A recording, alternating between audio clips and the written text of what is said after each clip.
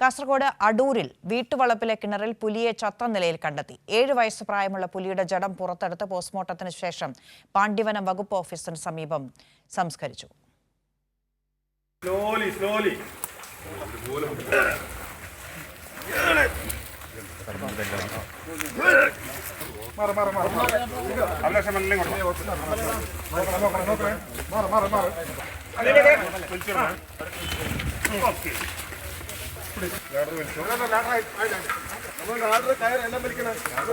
തലപ്പച്ചേരി സ്വദേശി മോഹനയുടെ വീട്ടുവളപ്പിലെ കിണറിലാണ് പുലിയെ ചത്ത നിലയിൽ കണ്ടെത്തിയത്. മോട്ടോർ തകരാറിലായതിനാൽ വീട്ടിന് മുന്നിലെ കിണർ 3 ദിവസമായി കുടുംബം ഉപയോഗിച്ചിരുന്നില്ല. കഴിഞ്ഞ ദിവസം രാത്രി രൂക്ഷമായ ഗന്ധമുയർന്നതോടെ മോഹനയുടെ ഭാര്യ ചന്ദ്രകല നടത്തിയ പരിശോധനയിലാണ് കിണറിൽ പുലിയെ ചത്ത നിലയിൽ കണ്ടെത്തിയത്. പുലിയുടെ ജഡം കിണറിൽ വീണ് അഴുകിയ നിലയിലായിരുന്നു.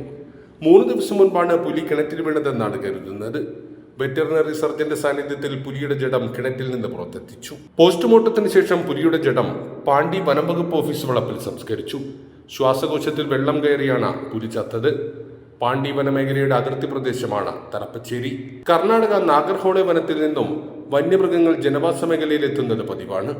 ദിവസങ്ങൾക്ക് മുമ്പ് തൊട്ടടുത്ത് കർണാടക വനമേഖലയിൽ ആനകൾ തമ്മിൽ ഏറ്റുമുട്ടി ഒരു ആന ചെരിഞ്ഞിരുന്നു. 3 മാസം മുമ്പ് ദേലമ്പാടിയിൽ പന്നിക്ക് വെച്ച കെണിയിൽ വീണ പുലി ചത്തിരുന്നു. കൈരളി ന്യൂസ്, കാസർഗോഡ്.